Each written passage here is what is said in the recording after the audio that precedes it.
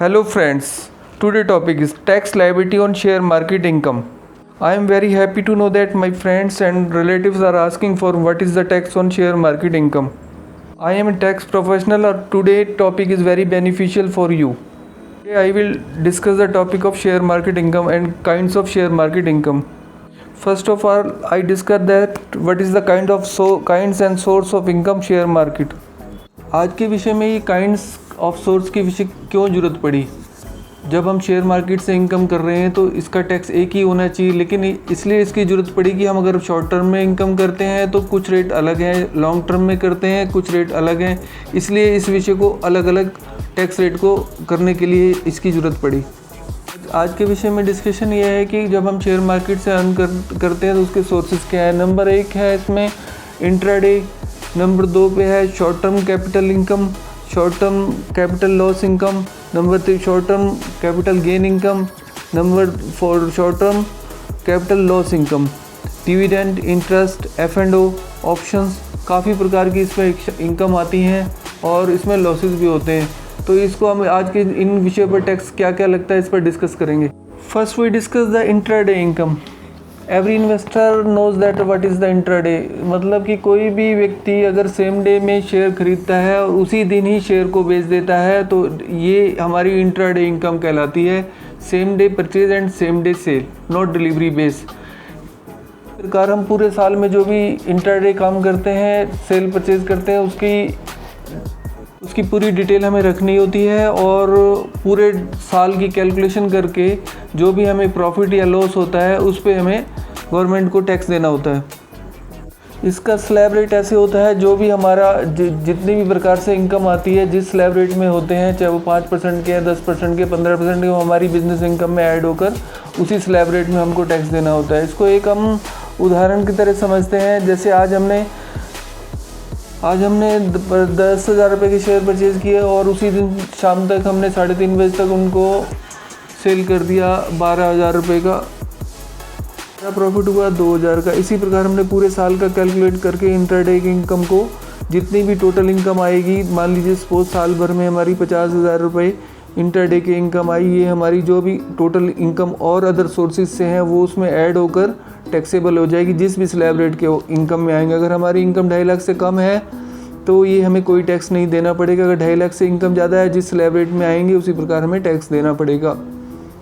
ये पूरे साल की डिटेल हमारी अपने डीमेट अकाउंट से निकल जाती है। इस प्रकार अगर कोई शॉर्ट टर्म लॉस हुआ है तो साथ के साथ अगर आप हमारे शॉर्ट टर्म प्रॉफिट में से एडजस्टेबल होता है, नहीं तो नेक्स्ट ईयर ही फॉरवर्ड हो जाता है।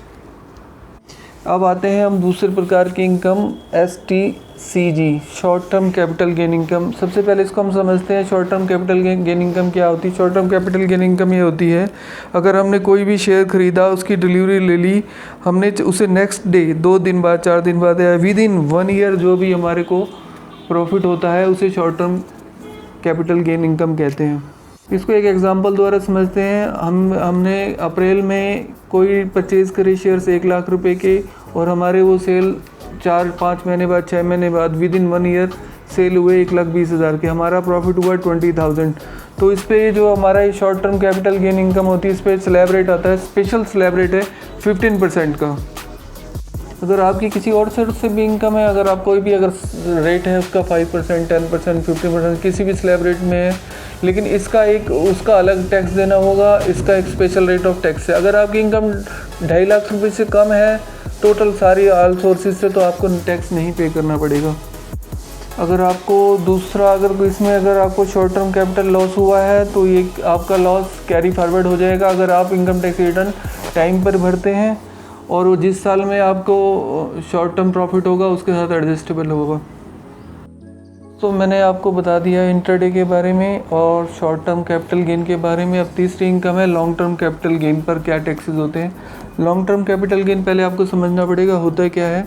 Long term capital gain means कोई भी इक्विटी, कोई भी शेयर, कोई भी आपने म्यूचुअल फंड अगर 1 साल से ज़्यादा आपने 1 साल बाद सेल किया है, चाहे वो आपने 2 साल बाद, 1 साल, 3 साल बाद जब भी किया है, वो आपका लॉन्ग टर्म है। अगर आपके पास 1 साल तक उसकी डिलीवरी रही है तो वो लॉन्ग टर्म कैपिटल गेन में इनकम आती है। इस प्रकार से जो भी इनकम होती है, ये long term capital gain income 10% का स्लैब रेट आता है।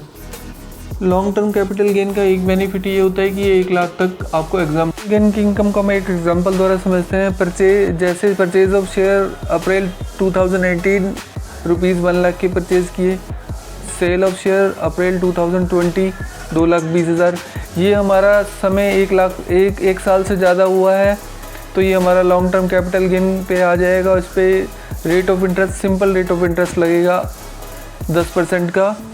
जो हमारा प्रॉफिट आएगा 1,20,000 का, जिसमें से हमारी एग्जम्पशन लिमिट कर रखी है गवर्नमेंट ने 1 लाख की, जो हमारा 1 लाख तक एग्जाम्प्ट हो जाएगा। और 20,000 बैलेंस पे हमें 10% टैक्स देना पड़ेगा, वो है 2,000 रुपये।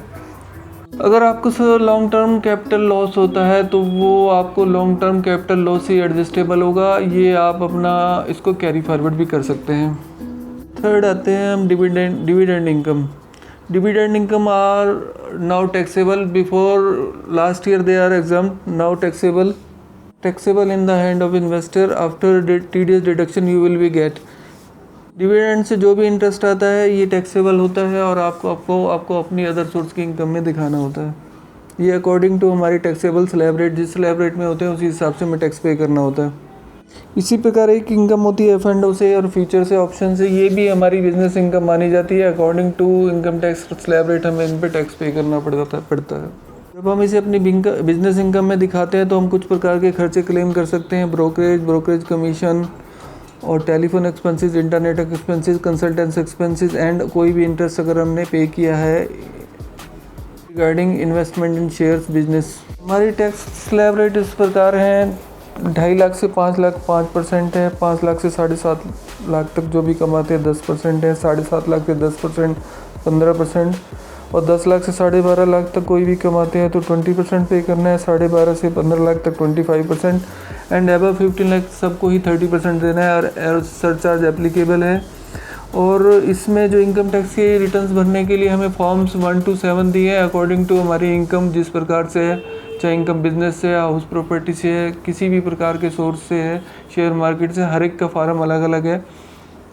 आज की वीडियो ये आपके लिए बहुत बेनिफिशियल रहेगी। आने वाली वीडियो में मैं आपको income from business, income from house property, income from rented income, income from other source, इन सब की अलग अलग वीडियो बनाऊंगा। और कुछ विषय लॉन्ग अगर मैं वीडियो बनाने लगूँ तो बहुत लंबी वीडियो बनेगी। अब हर विषय पे ही अलग अलग वीडियो बनाने की कोशिश करूँगा। अगर आपको ये मेरी वीडियो पसंद आए तो लाइक करें, सब्सक्राइब करें और शेयर करें, और अपने उसमें इनबॉक्स में इसको सेव करके रखें। फ्यूचर में आपके लिए, आपके फ्रेंड्स के लिए, किसी भी सबके लिए बेनिफिशियल होगी। अगर कोई भी टैक्स स्लैब रेट देखना है, कोई जानकारी चाहिए, इस वीडियो को आप देखें और शेयर करें। Thank you.